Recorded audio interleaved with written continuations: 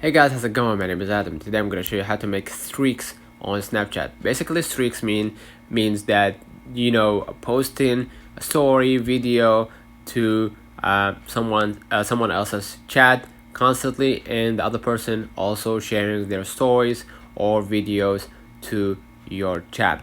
And streaks works with with you being active constantly on Snapchat and sending the stories to your friends, right?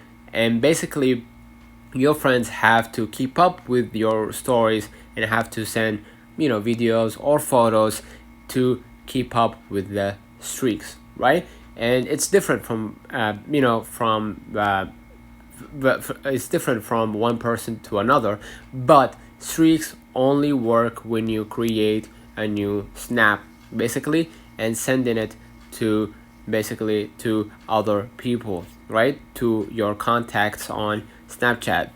And that will initiate a new Snapchat streak, and then you will be able to send more stories. And as long as you create more stories, create more videos, create more photos, and the other person sending you photos and stories as well, you will achieve streaks or more streaks points on Snapchat, and you will achieve it daily if you are if you are disciplined about it.